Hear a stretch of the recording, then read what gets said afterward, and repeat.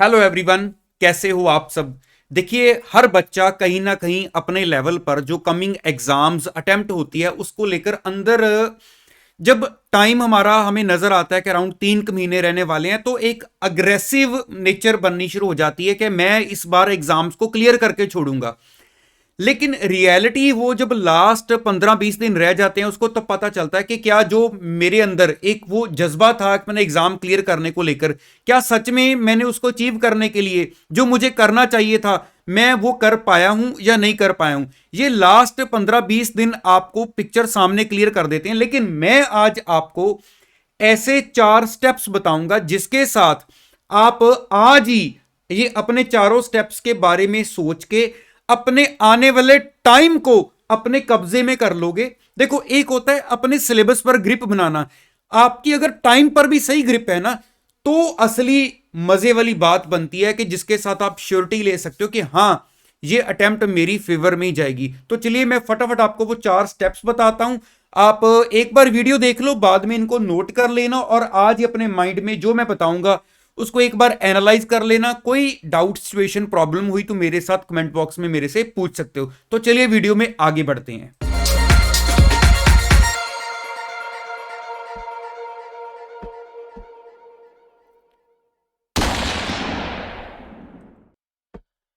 तो देखिए, जैसे आप देख रहे हो कि मैंने 4 स्टेप्स बनाए हुए हैं यहां पर। मैं आपको वो चारों स्टेप्स बारी बारी करके एक्सप्लेन करता हूं, टाइम बहुत शॉर्ट लूंगा आपका। सबसे पहला स्टेप आप देख रहे हो, मैंने लिखा हुआ है सिर्फ शॉर्ट में सिंगल और बोथ। देखो, इसका मतलब क्या है कि आप नॉर्मली बच्चा ना कई बार ये डिसीजन कि मैंने सिंगल ग्रुप में अपीयर होना है या बोथ ग्रुप्स में अपीयर होना है, चलो अभी कौन सा एग्जामिनेशन फॉर्म्स आए हैं, जब तक फॉर्म्स आएंगे मैं भी क्लियर हो जाऊंगा, नहीं। अब आपको अपने माइंड में इस चीज की क्लैरिटी कर लेनी चाहिए कि आप सिंगल ग्रुप के लिए जाने वाले हो या बोथ ग्रुप्स के लिए जाने वाले हो। लेकिन अभी भी अगर आपको लग रहा है ना कि मैं ये चीज नहीं डिसाइड कर पा रहा हूं तो स्टेप 2 आपको इस चीज को डिसाइड करने में पूरी हेल्प करेगा। आप जरा स्टेप 2 की तरफ देखो। मैंने बेसिकली ना ये आपको 4 जो लाइंस नजर आ रही हैं ये मैंने क्यों ड्रॉ की हुई हैं। हमारे 4 सब्जेक्ट हैं। ग्रुप 1 में भी हमारे 4 सब्जेक्ट्स होते हैं, 2 में भी 4 सब्जेक्ट होते हैं। चाहे आप सीए इंटर के एग्जाम दे रहे हो या फाइनल के एग्जाम दे रहे हो, 4 हमारे पेपर होते हैं। अब देखो, इन 4 पेपर्स में आप क्या करो कि एक बार ना बैठकर आपके 4 पेपर के लिए आप सोच रहे हो या 8 के लिए सोच रहे हो। चाहे 8 के लिए सोच रहे हो, श्योर नहीं हो पा रहे तो 8 के लिए ये काम कर लेना। अगर श्योर हो के 4 ही देने तो 4 के लिए ये काम कर लेना। सबसे पहले तो आप ना सब्जेक्ट वाइज एक बार बैठकर आराम से पूरी सेटिस्फेक्शन के साथ अपने वो एरियाज, मैं बोलूंगा वो चैप्टर्स या टॉपिक्स, एक कॉपी पर नाम नोट करो सब्जेक्ट वाइज। कोई हौच पौच नहीं करनी कि जो आपके 100% आपको लग रहा है कि रेडी है, एक फाइनल रिवीजन दूंगा तो एग्जाम में जाके बैठ सकता हूं। तो एक बार सब्जेक्ट वाइज अपने उन टॉपिक्स को जरा नोट करो। उसके बाद जो आपके पेंडिंग टॉपिक्स हैं, अब पेंडिंग में 2 रास्ते होते हैं। एक तो होता है कि मेरी रिवीजन पेंडिंग है, मतलब मेरे को वो भूल चुका है, मुझे अच्छा खासा रिवीजन को टाइम चाहिए, ठीक है। एक है कि मैंने अभी उसको फर्स्ट टाइम देखना है। देखो, जो तो फर्स्ट टाइम देखना है वो तो ये बात होगी, या तो आपकी सेल्फ स्टडी पड़ी है, आप वो चीज सेल्फ स्टडी में देखने वाले हो, या अभी आपने क्लास लगानी है। अब पेंडिंग में इनको अलग करो और इनको अलग करो, क्योंकि ये आपका जो टाइम है वो इसके कंपैरेटिवली मेरे हिसाब से 75% या 80% टाइम ज्यादा लेंगे आपके। अब इसके बाद ना आप इसकी एक परसेंटेज ही निकालो अपने पास कॉपी पर। ज्यादा टाइम नहीं, आपका आधा दिन लगेगा ये सारा एनालिसिस करने में। जो तो 100% रेडी है। अब जैसे मान लो ये जो लाइंस आपको नजर आ रही हैं, मैं बोलूं कोई एक, मान लो मैंने पेपर 1 लिख लिया जहां पर कि ये मेरा एक सब्जेक्ट है। अब इस एक सब्जेक्ट में मैंने जब 100% रेडी वाले टॉपिक्स निकाले तो मुझे मिला कि मेरा 25% जो एरिया है वो ऑलमोस्ट रेडी है। फिर मैंने जिनकी रिवीजन पेंडिंग है वो निकाला। अब मुझे मिला कि 30% एरिया ऐसा है जिसमें मेरी रिवीजन पेंडिंग है, और बाकी जो मुझे लग रहा है बैलेंस, वो मुझे लग रहा है कि मैंने अभी फर्स्ट टाइम कवर करना है। सेम ये चीज आप अपने 4 पेपर के लिए कर लो, 8 के लिए कर लो। आपको ना इसके बाद क्या नेक्स्ट स्टेप नजर आएगा कि अच्छा ठीक है यार, पेपर 1 में मेरे को इस सब्जेक्ट को कंप्लीट करने में आपको पता होगा कि इस 30% को मैं कितना टाइम देने वाला हूं और बैलेंस को मैं कितना टाइम देने वाला हूं। इसके हिसाब से जब आपके पास एक टाइम कैलकुलेशन आ जाएगी ना तो आपको आइडिया लग जाएगा कि आगे आपके कितने डेज और लगने वाले हैं अपने सिलेबस को कंप्लीट करने के लिए।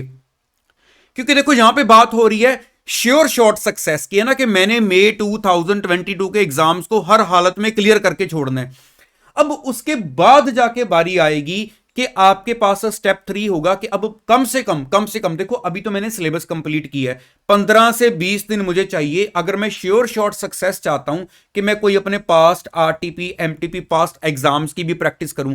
अगर ये प्रैक्टिस नहीं करूंगा, सीधा जाके पेपर में बैठ जाऊंगा, तो इट मींस मैं पेपर में जाके प्रैक्टिस कर रहा हूं, फिर वहां से बैक गियर ना लग जाए कि मैं एग्जाम क्वालिफाई ना कर पाऊं, मैं बोलूं चलो यार एक्सपीरियंस ही हुआ, तो एक्सपीरियंस हम घर से लेके चले, है ना, क्यों जाके एग्जाम में डायरेक्टली एक्सपीरियंस करना। इतने पेपर हमारे हाथ में अवेलेबल है, तो कम से कम 15-20 दिन हमें स्टेप 3 के लिए चाहिए।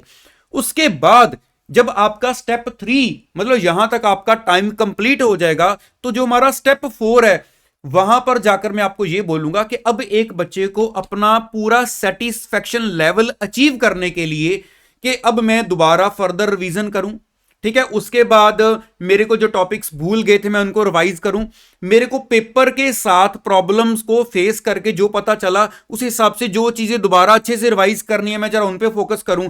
अब ये चीज अगर आप जेन्युइनली सोचोगे, 4 पेपर अगर आपने करने हैं तो 30 to 40 डेज देखने को बहुत ज्यादा लगते हैं, लेकिन जब एक बच्चा करने बैठता है ना, मैं अभी वीडियो लंबी हो जाएगी वरना मैं आपको थोड़ा और प्रैक्टिकली घुस जाऊं ना कि एक प्रॉपर प्लानिंग में क्या होता है, तो आप सोचोगे वाकई सुनने में तो लगता था कि एक हफ्ते में ये वाइंड अप किया, उसके बाद एक हफ्ते में मैं अपना टैक्स वाइंड अप कर दूंगा, 5 दिन में मैं अकाउंट्स करने बैठ जाऊंगा।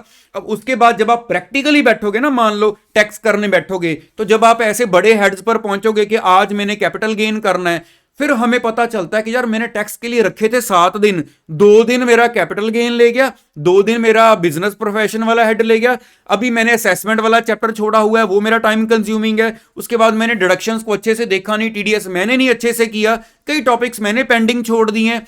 तो ये चीजें ना उस वक्त करते वक्त पता चलती हैं कि आपका कितना टाइम ले गई। तो इसलिए 30 to 40 डेज अगर आप रखोगे तो आप सेफ साइड पर हो।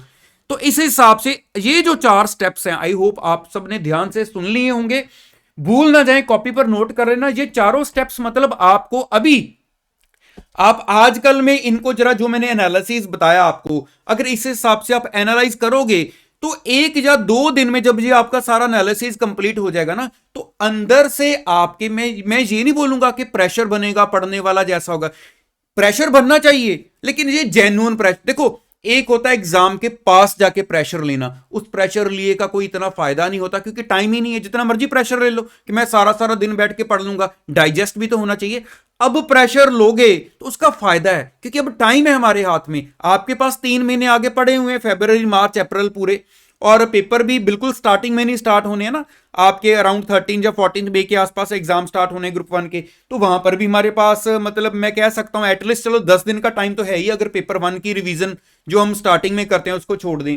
तो इस हिसाब से आप इस चीज को अगर जल्दी से जल्दी, मैं सजेस्ट करूंगा, कोई डाउट प्रॉब्लम है तो मेरे साथ कमेंट बॉक्स में शेयर कीजिए, जल्दी से जल्दी इस चीज को बनाओ, अपने पास कॉपी पर नोट करो, जैसे जैसे आपकी परसेंटेज आगे बढ़ती जाती है उस हिसाब से ये परसेंटेज हिलाते रहो कि अब मेरा जो डन हो चुका है वो 50% पर पहुंच गया है, जिसके साथ आपको एक्चुअल सीन पता लगता रहेगा। और हां, मैंने मई के लिए प्लानर शेयर किया है, उसमें मैंने काफी डिटेल में सारा समझाया था, उसकी वीडियो का लिंक मैंने नीचे डिस्क्रिप्शन में भी दे दिया है। अगर आपने वो प्लानर नहीं देखा है तो याद से देख लेना, आपको वो काफी ज्यादा हेल्पफुल रहेगा मई के एग्जाम्स के लिए।